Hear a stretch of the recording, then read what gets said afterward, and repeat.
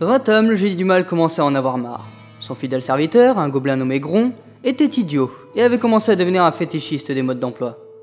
En effet, du livre 1001 astuces pour ouvrir une porte sans se faire mal, au grand ouvrage Apprenez à cuisiner sans déclencher d'incendie, il amassait toutes sortes de tutoriaux, toujours plus coûteux. Rintam, plus alors que jamais, ne supportait plus de recevoir des factures. Malheureusement, les ennuis ne faisaient que débuter pour le pauvre Rintam. Un beau jour, Gron avait encore suivi ses envies d'acheteur impulsif. En effet, il acheta des manuels, mais ce n'étaient plus des livres destinés à apporter quelconque connaissance. Non, c'était une véritable armée d'esclaves, nommée manuels. Gron le gobelin dut trouver un emplacement, de la nourriture et une literie adéquate pour ses esclaves, ce qui énerva Rintam au point d'aller voir une personne qualifiée. Gros! Oui, maître. Dépêche-toi de venir ici! J'arrive. Le gobelin filait 100 pas, afin de rejoindre le génie du mal. Qu'y a-t-il? Vous semblez énervé. J'ai trouvé des personnes entassées dans mon château. En sais-tu quelque chose à ce rapport? Oui, maître. Ce sont mes manuels, les esclaves que j'ai commandés par mes gardes. Je pensais que le vendeur ne vendait que des modes d'emploi. Encore avec tes livres inutiles? Aucune magie ne te sera inculquée avec des livres pareils. Pas de magie, certes, mais en tout cas, j'ai acquis une grande connaissance avec ma collection d'ouvrages. Nous allons voir une personne qui pourra nous aider. C'est plus possible, Gron. Tu dépenses des fortunes dans des bouts de papier inutiles et maintenant tu nourris des centaines d'esclaves qui ne font rien de la journée. Nous aider à faire quoi, maître? Gron, tu es idiot. Il faut traiter ta manie de dépenser trop d'argent pour peu de résultats. C'est vraiment plus possible de vivre avec toi de façon convenable. Je vous suis alors. Si tel est votre désir, nous le ferons. Attendant un peu plus tard devant une porte après avoir frappé à celle-ci, le génie du mal patientait tranquillement.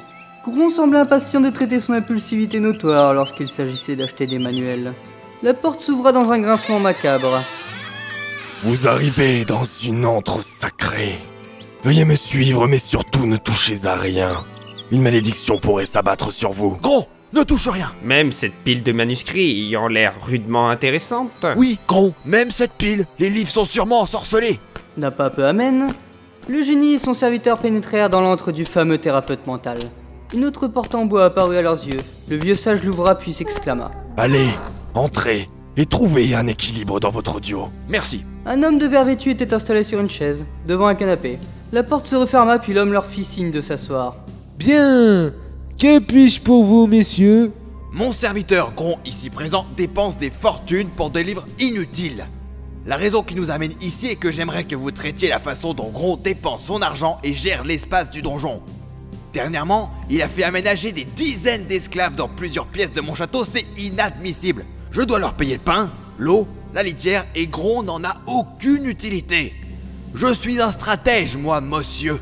Je suis arrivé à la conclusion que Gron est atteint de conneries pathologiques. Je vous demande de le soigner. Très bien. Le meilleur remède que je connaisse contre la bêtise consiste à s'insérer dans chaque narine du persil. Pardon? Le persil, c'est miraculeux. Agissez comme je vous le dis et vous triplerez le niveau d'intelligence de votre serviteur. Comme rémunération pour vos conseils nuls, je vous paye en claques. Mais c'était exactement mon intention. Hein? J'adore qu'on me distribue des claques sur les fesses. Un conseiller masochiste et un crétin, je suis vraiment bien entouré. Rintam résolut en partie les manies de Gron avec la vieille méthode de la gifle.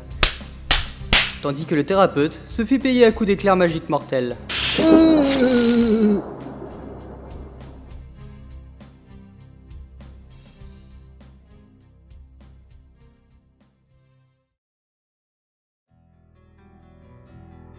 Rintam, le génie du mal, avait une nouvelle idée diabolique.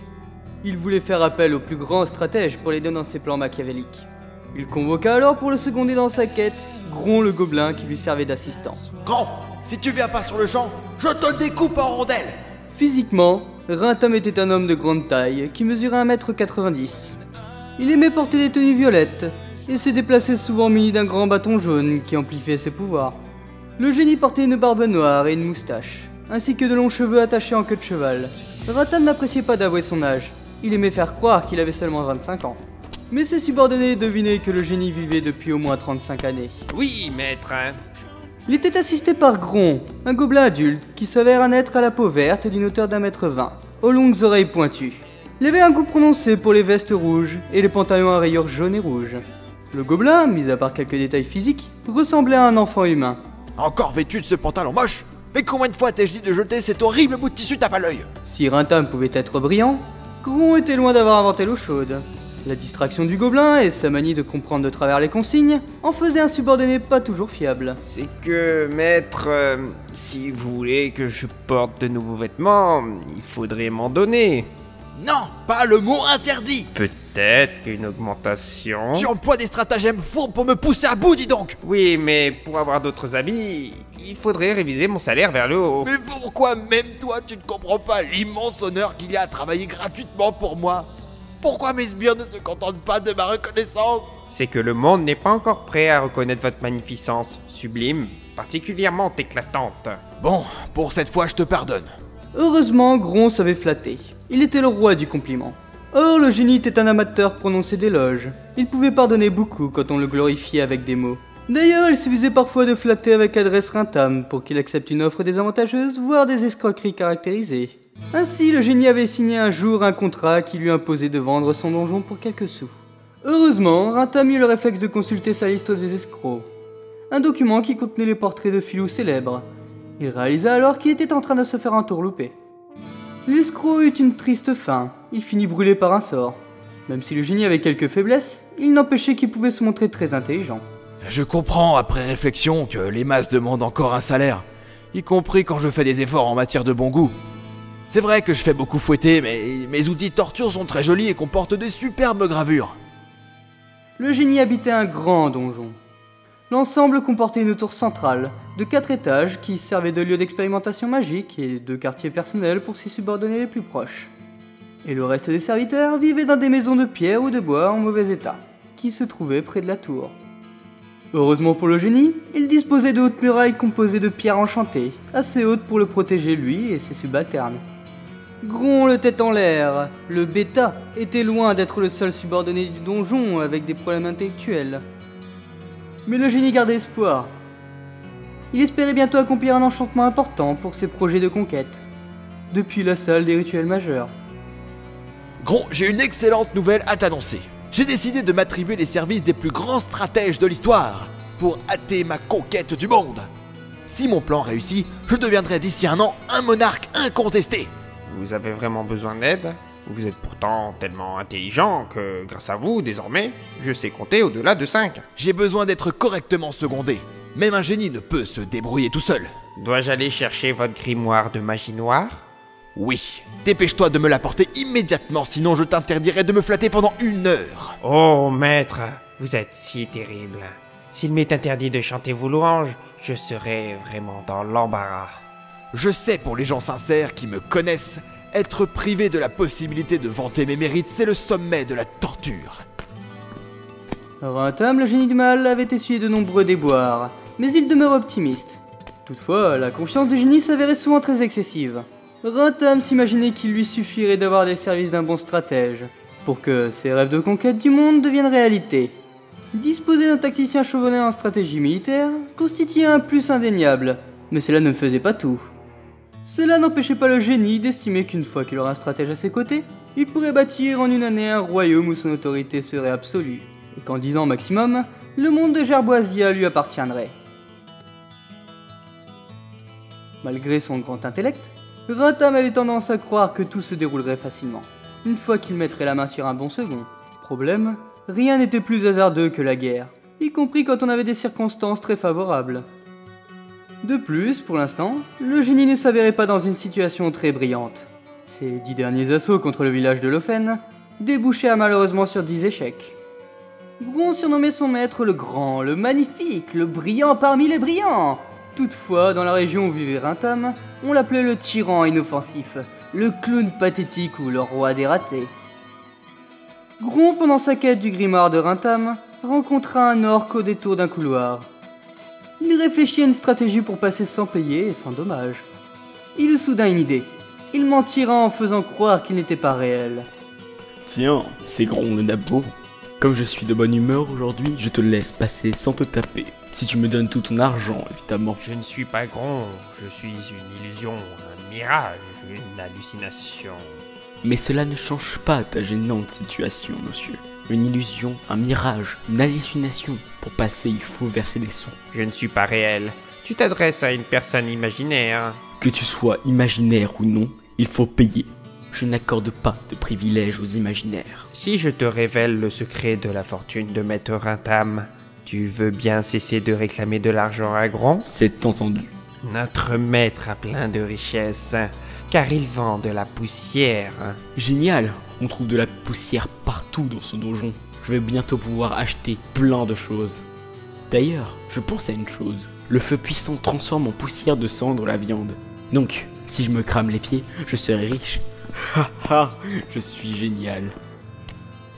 Gron le gobelin se faisait souvent molester par les orques. Rintam était obligé de laisser faire. Ces orques étaient très attachés à leurs droits maltraités. Ils acceptaient de dormir dans la paille sale, de manger de la viande pourrie, des armes de mauvaise qualité, mais il fallait respecter leur droit de jouer les brutes épaisses. De plus, les 500 orques du génie constituaient l'essentiel de ses forces armées. Si Rintam se les mettait à dos, il devrait repartir à zéro en matière de recrutement militaire.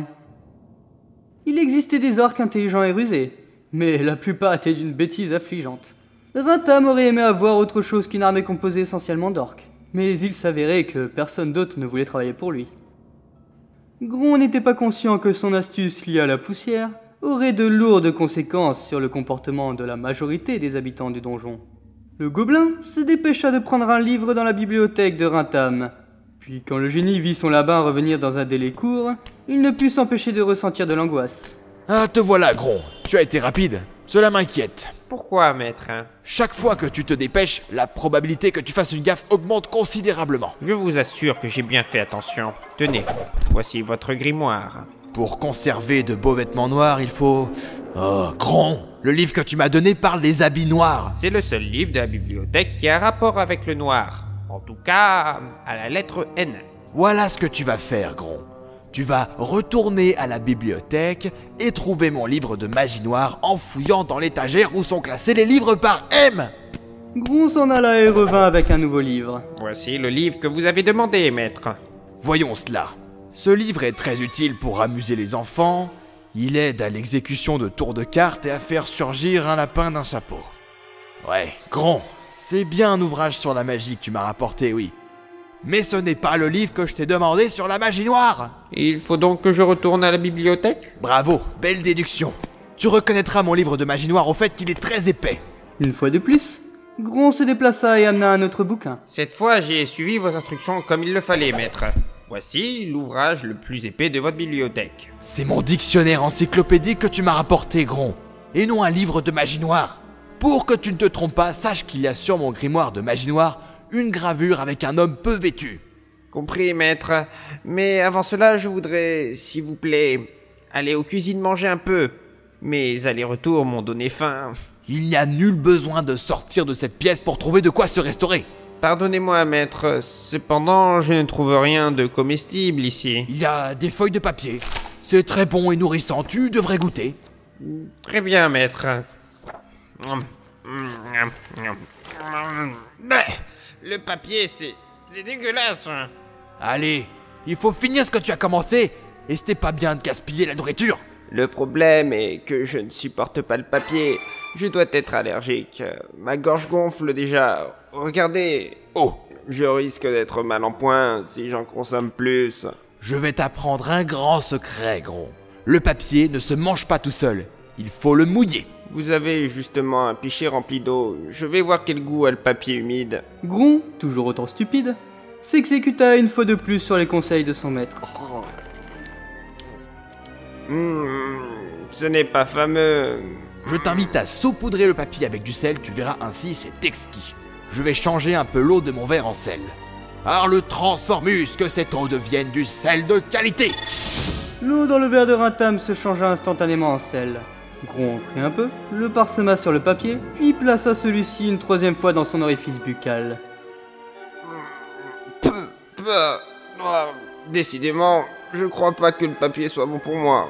Tant pis, va me chercher mon livre, et ensuite tu pourras manger dans les cuisines. Entendu, maître. La prochaine fois, je donnerai à manger de la craie à ce crétin de Gron. J'en reviens pas que cet imbécile ait de son plein gré ingéré du papier.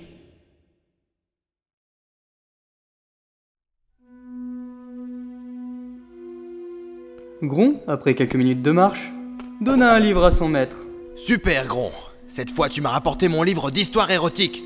J'en ai marre. Je vais chercher moi-même mon grimoire. Je sens que cette fois va être la bonne, maître. S'il vous plaît, laissez-moi une dernière chance. Entendu. Mais si tu échoues encore, tu seras fouetté. J'essaierai d'être à la hauteur de vos attentes. Gron revint, très joyeux, avec un grimoire.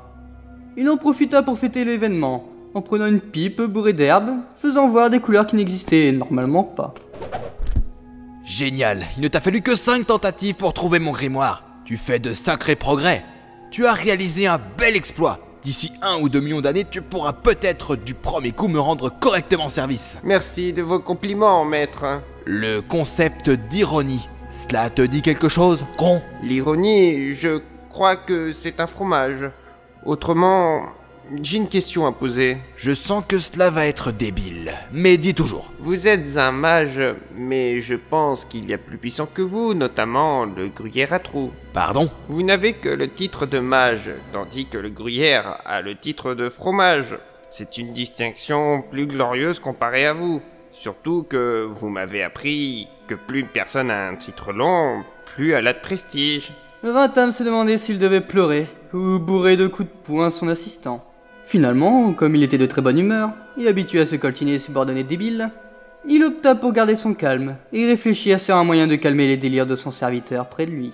J'ai compris, tu as pris un tabac spécial. Je vais te désintoxiquer avec un sort. Par mes pouvoirs, que ton esprit soit plus clair.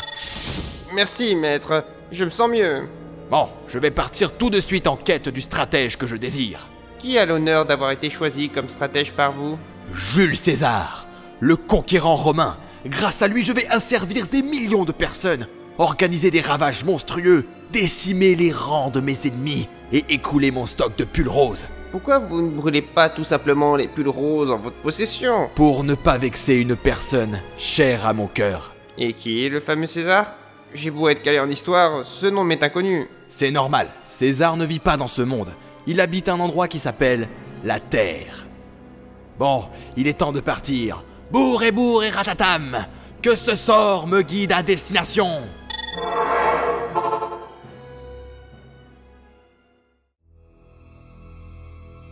Ratam et Gron voyagèrent à travers le temps et l'espace, en prenant la précaution de fermer les yeux et de se rendre temporairement sourd grâce à un sort.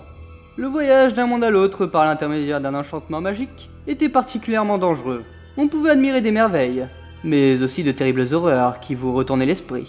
De plus, certaines entités démoniaques prenaient un malin plaisir à essayer de traumatiser les voyageurs qui osaient essayer de gagner une nouvelle dimension ou époque. Ces créatures avaient des apparences diverses. Certains ressemblaient fortement à des humains, d'autres adoptaient la forme de lapins, de poulets ou de chèvres.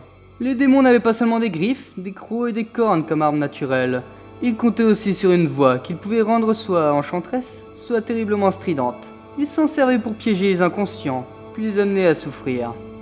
Et les démons disposaient d'outils spéciaux qui leur permettaient de torturer sans verser le sang. Le plus perfide de leur outil était le dragon lard. Un jeu si difficile, complexe et infâme que les malheureux qui s'y essayaient, au bout de 2 parties, imploraient qu'on les achève.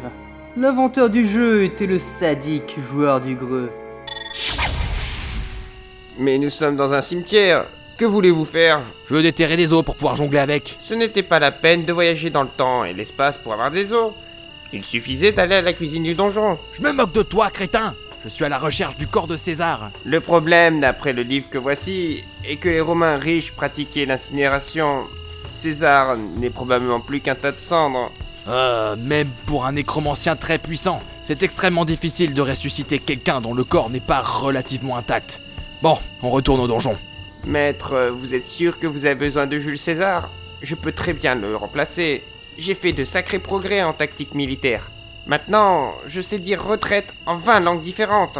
As-tu d'autres connaissances en matière de stratégie? Si l'on veut survivre à un repli, c'est bien de ne pas courir vers l'ennemi. Et autrement? Quand vous voulez fuir, il est utile de se délester de son armure et de son bouclier. Tes aptitudes pour la fuite sont développées, j'en conviens. Mais as-tu des compétences pour aider des troupes à attaquer ou se défendre? Je connais la position de la reddition absolue, une manière très efficace de provoquer l'envie de vous épargner chez l'adversaire. Quand il s'agit de jouer au lâche, tu es très fort. Mais tu as prouvé que tu étais pitoyable pour mener une armée à la victoire. Il ne nous reste plus qu'à partir peu de temps après l'assassinat de César. Tu as fait une remarque pertinente pour une fois. Pourtant, ce n'est pas un jour d'éclipse totale de soleil. Il n'y a pas de phénomène particulier qui explique ton accès d'intelligence. Bien, partons maintenant.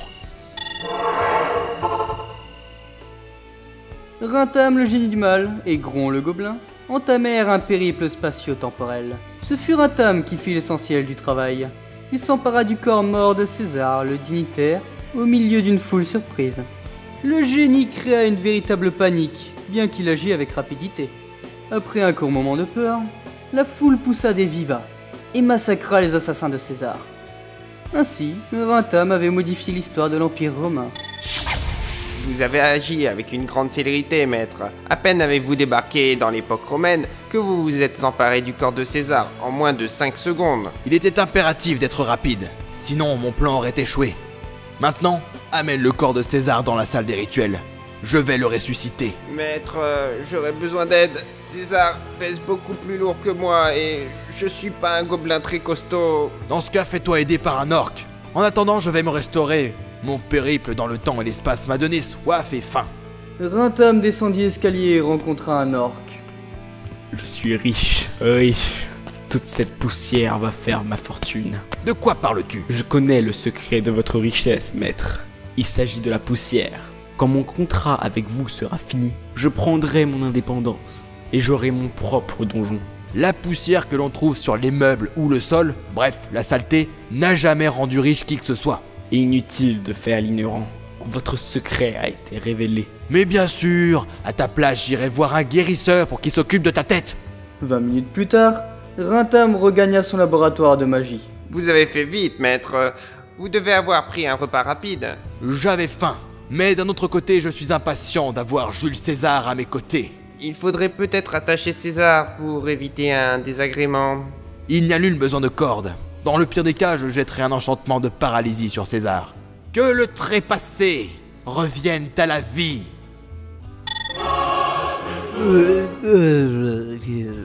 Cerveau miam miam. Paralysie magique. Zut, il semble que le voyage dans le temps empêche une résurrection correcte des morts. Vous voulez dire que tout ce qu'on peut obtenir d'un trépassé ayant voyagé dans le futur ou le passé, c'est un zombie mangeur de cervelle? Tu as tout compris, Gron. Il va falloir kidnapper César quand il était vivant. Nous partons tout de suite.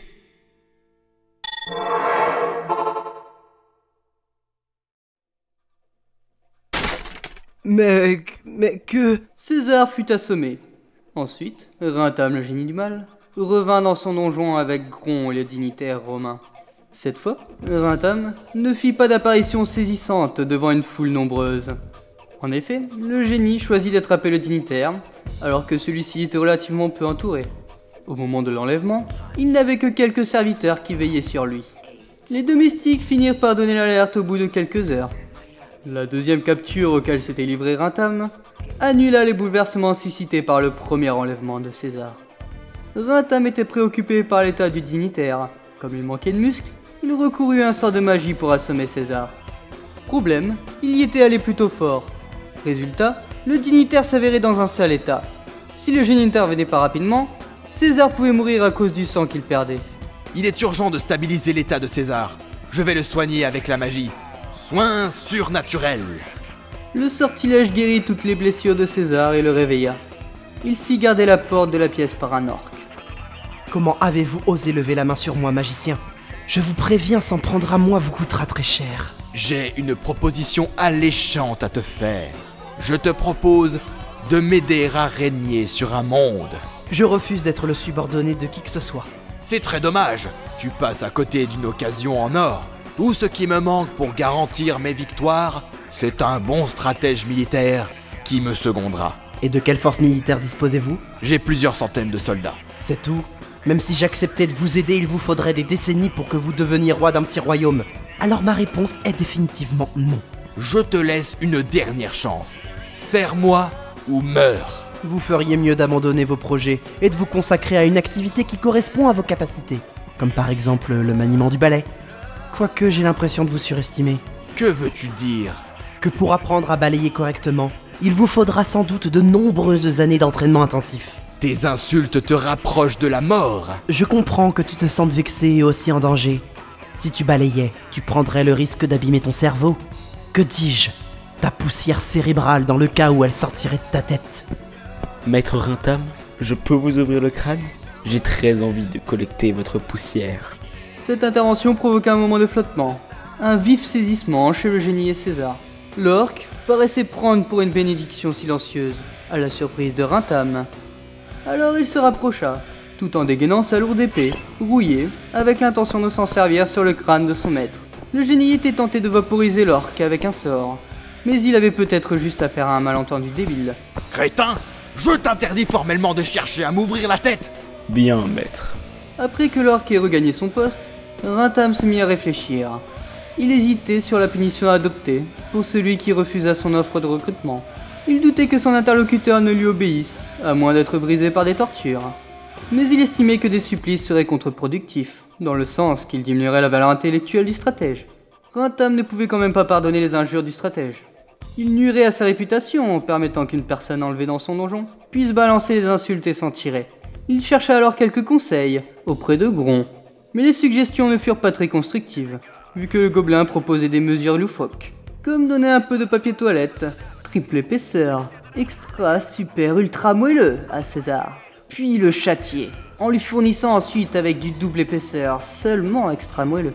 Le génie, énervé par les pitreries de Gron, choisissait une solution expéditive et mortelle.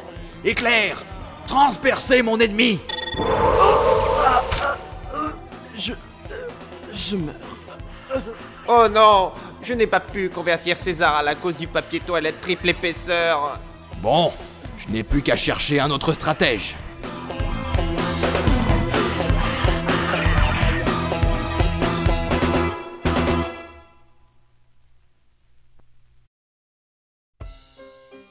L'échec qu'avait subi Rintam avec Jules César ne le décourageait pas. Le génie réfléchissait sur le choix d'un nouveau stratège. Il sélectionna 3 candidats potentiels. Alexandre le Grand, Napoléon Bonaparte Ier et Saruman. Alexandre semblait le meilleur tacticien, mais il avait un orgueil fort. En effet, il obligeait ses sujets à se prosterner devant lui, et le culte de sa personne était surdimensionné. Bonaparte était plus modeste. Mais il aurait peut-être un long temps d'adaptation, avant qu'il ne soit pleinement utile. En effet, s'il se mettait à travailler pour Rintam, il devrait apprendre à mener des batailles, pratiquement sans le soutien d'armes à feu ou de canons. Et puis Alexandre et Bonaparte s'avéraient très habitués à disposer de troupes obéissantes et disciplinées. La bestialité et les habitudes guerrières des orques, notamment la manie de charger de manière désordonnée, risquaient de mettre dans une colère folle Alexandre et Napoléon. Ces facteurs poussèrent le génie à décider de tenter de rallier en priorité à sa cause Saruman. En effet, après mûre réflexion, Saruman le mage paraissait un choix très sensé, car il était réputé pour ses pouvoirs magiques, n'avait aucun préjugé à l'écart des orques, et réussissait même à obtenir des résultats marquants pour juguler le manque de cohésion et l'esprit d'équipe de ces derniers. Le seul point qui fâchait venait du fait que Saruman passait pour être une personne farouchement attachée à son indépendance. Un individu qui rechignait à reconnaître l'autorité d'autrui. Toutefois, si l'orgueil du mage était domestiqué, il s'avérait quasiment certain qu'il ferait un allié de poids pour le génie du mal. Rintam, après avoir admiré pendant 5 minutes une statue le représentant, rencontra Gron dans un couloir du donjon. Gron, j'ai une grande nouvelle à t'annoncer. D'ici peu, le monde sera à mes pieds. Et tu sais grâce à quoi? Je ne sais pas, peut-être les chaussettes noires que je vous ai tricotées. Mais non, imbécile. J'ai eu une vision où, grâce à mon stratège, les souverains du monde entier me versaient un tribut pour implorer ma clémence. Mais il se peut quand même que les chaussettes que je vous ai offertes jouent un rôle dans votre réussite. En quoi les chaussettes sans pouvoir magique pourraient-elles m'aider? La chaussette est un vêtement qui impressionne les gens. J'ai poussé un orc à refuser le combat parce que je l'ai menacé avec une chaussette. J'ai la ferme intuition que la chaussette, c'est l'arme destructrice par excellence. C'est tellement performant que je comprends pourquoi il existe des tabous sur son utilisation. Hein? La plupart des récits sur les batailles parlent de sorts, d'épées, de trahison, Mais pas de chaussettes parce qu'il s'agit d'un moyen extrême de gagner. Tellement efficace qu'il figure parmi les arcanes interdits. Le génie sentit un tel mouvement de pitié le traverser, qu'il n'eut pas le cœur de briser les illusions du gobelin. Tu as raison, Gron, les chaussettes c'est extrêmement redoutable. Voulez-vous donc que je remplace les armes de vos orques par des chaussettes? Gron, arrête avec cette fixation sur les chaussettes. Et pars chez Elilim, mon fournisseur d'accessoires magiques habituel, me chercher des bougies.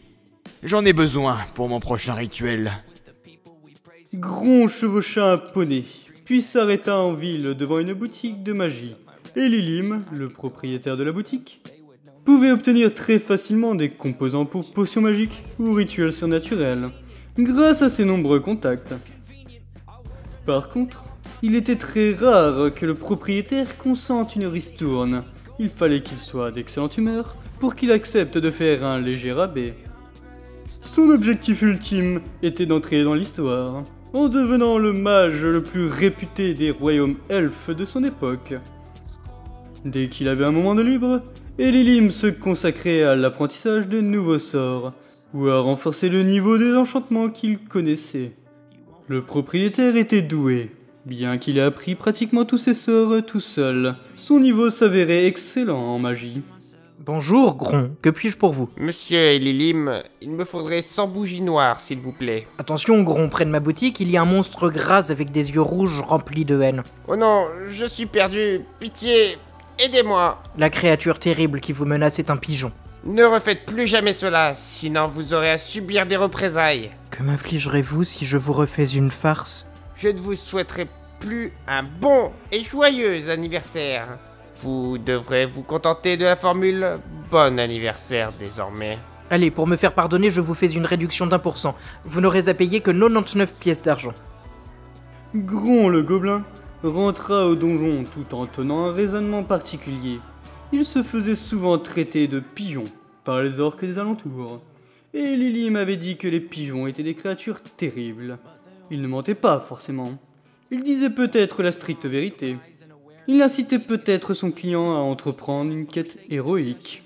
Cela voulait-il dire que lui, Gron, était un être hors norme? Pour vérifier cela, il songeait sérieusement à affronter un dragon adulte, en s'armant seulement avec un hochet. Heureusement, la lâcheté naturelle du gobelin l'empêcha de concrétiser son projet suicidaire. Une fois de retour chez lui, Gron ouvrit quelques portes, déposa les bougies près du génie, qui admirait encore et toujours son reflet dans la salle des miroirs. Une pièce sans meubles, emplie de dizaines de glaces. Il se passe de drôles de choses. Les serviteurs gobelins chargés de faire le ménage sont devenus de vrais fées du logis. Je ne trouve plus un grain de poussière dans le donjon. Les gobelins qui s'occupent du ménage ont peut-être enfin compris l'honneur de vous servir, maître. Alors, ils ont appris à agir selon vos ordres. Tu as sans doute raison. Maintenant, revenons à l'essentiel.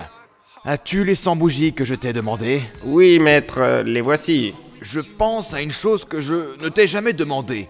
Combien te coûtent les bougies vendues par Elilim, le mage de la ville de Xapar? Cette année, leur prix moyen est d'1 pièce d'argent par bougie noire, maître. Comment? C'est horrible, c'est un attentat, c'est intolérable! Pourquoi les bougies coûtent-elles si cher? Hein?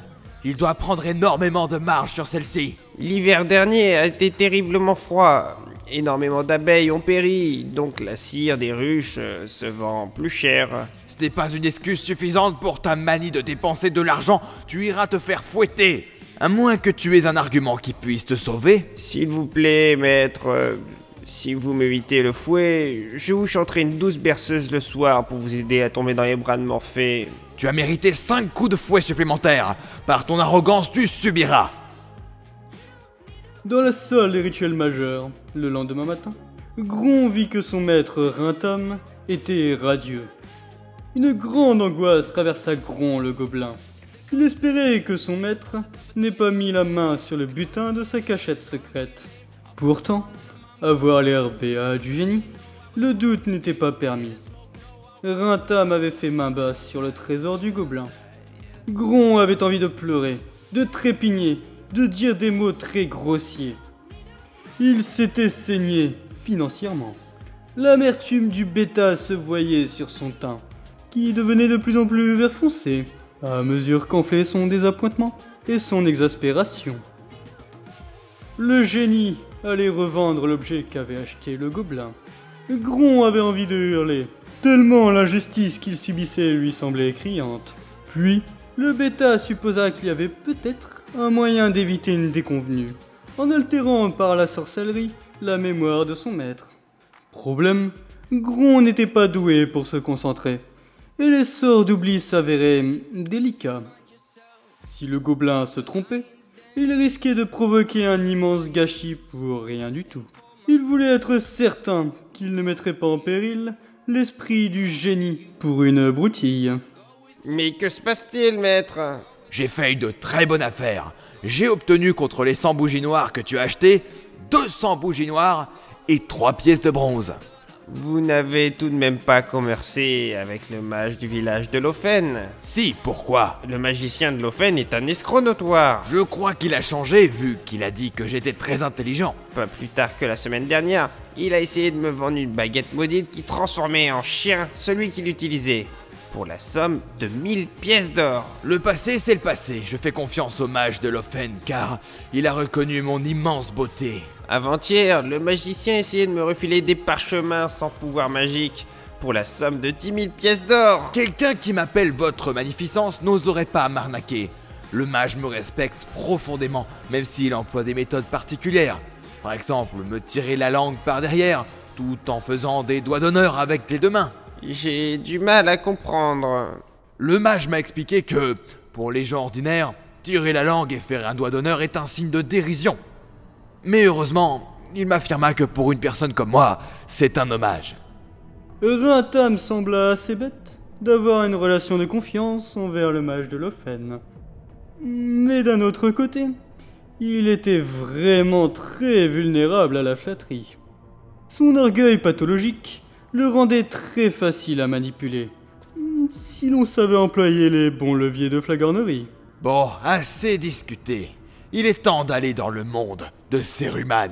Avant de partir, j'aimerais savoir s'il vous plaît, avez-vous mis la main récemment sur mon archi-fromage? Non, pourquoi? Mais c'est quoi l'archi-fromage? C'est le plus puissant des artefacts surnaturels d'après le vendeur.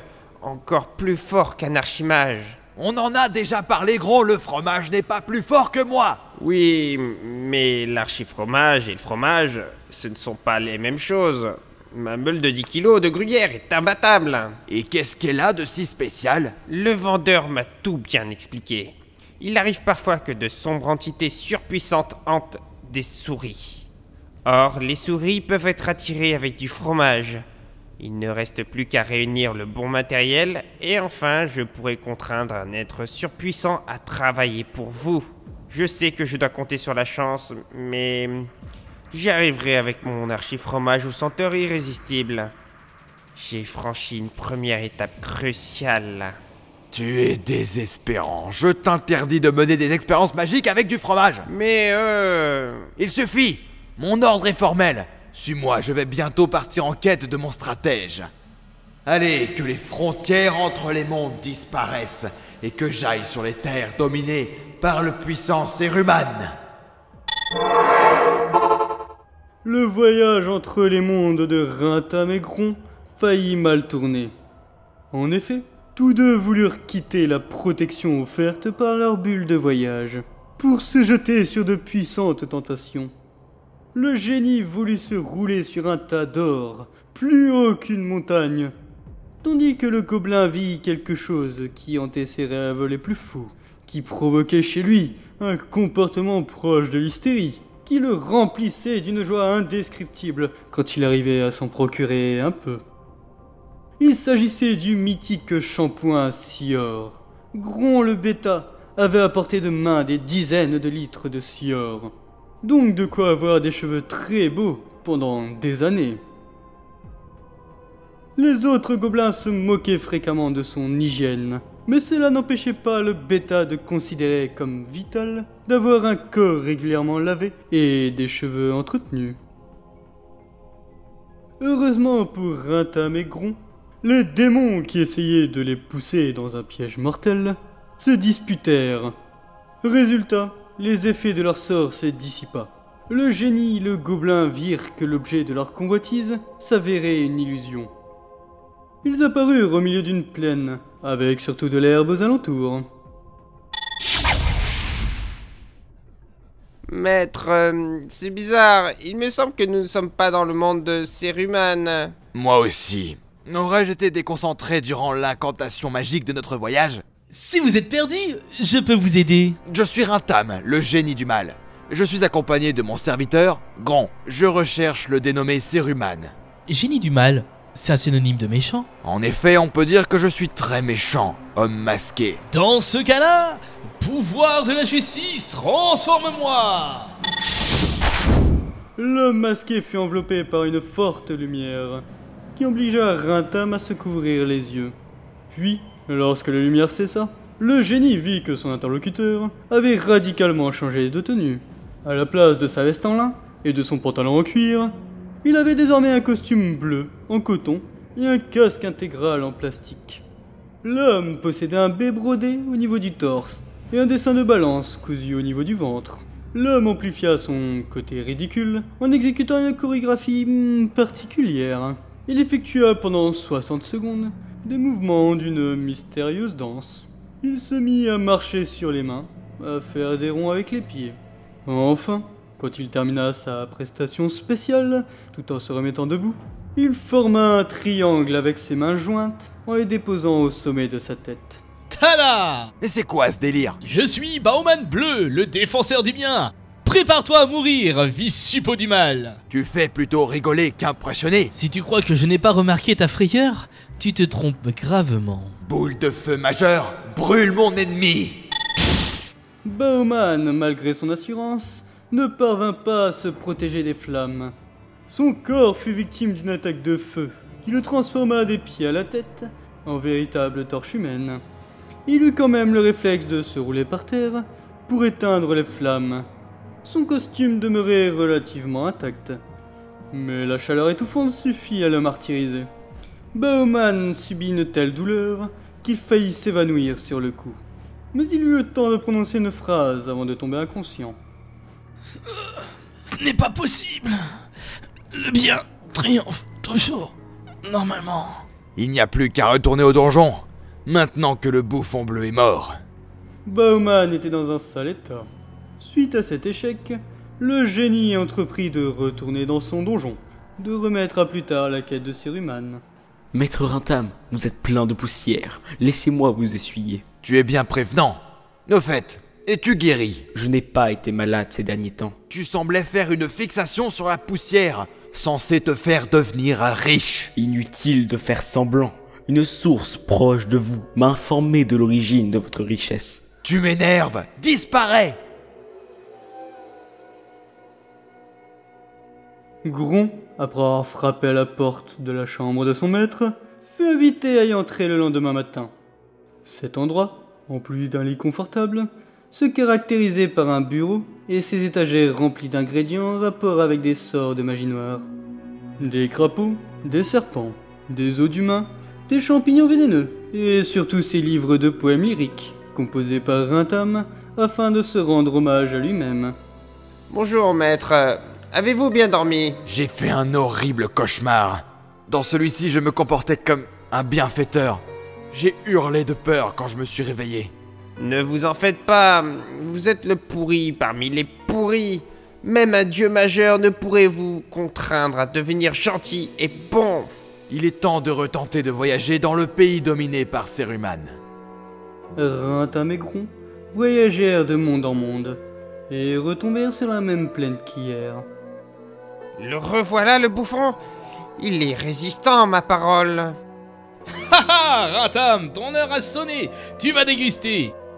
Transformation Bauman rouge.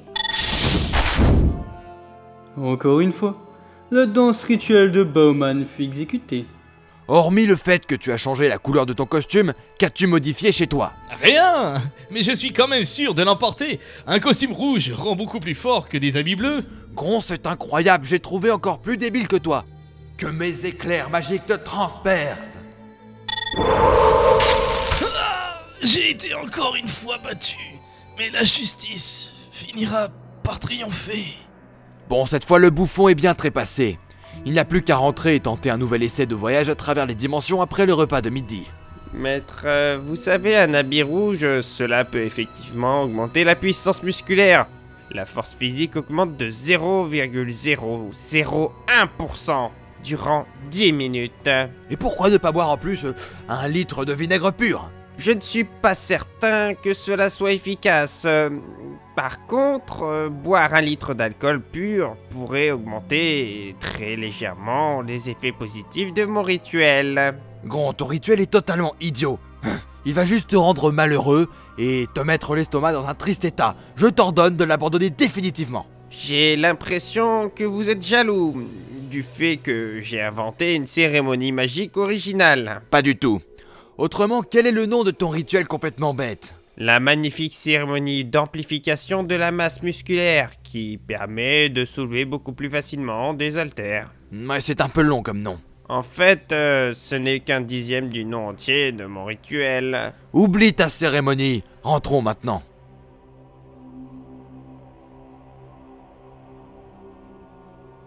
Plusieurs jours passèrent, mais Rintam, le génie du mal, ne semblait pas décidé à repartir en quête d'un stratège. Cela inquiéta son serviteur gobelin Gron. Il espérait que le génie n'était pas trop contrarié par ses 2 derniers échecs. Pour être sûr de n'avoir rien à voir avec le dépit apparent du génie, Gron le bêta passa en revue les gaffes qu'il avait commis ces derniers jours. Il était plutôt satisfait de lui, parce qu'il n'avait commis que 10 bévues en 3 jours. Cependant, cela pouvait avoir suffi à mettre de mauvaise humeur Rintam le radin. En effet, le génie, s'il pouvait faire preuve d'une grande patience avec Gron, était tout aussi capable de piquer de grosses colères pour des choses anodines. Le bêta toqua à la porte de la chambre de l'avare.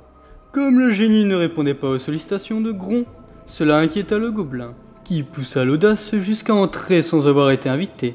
Il trouva Rintam en train de faire de nombreuses grimaces, notamment des froncements de sourcils, devant un imposant miroir comportant en haut des sculptures d'aigle et en bas des représentations de loups.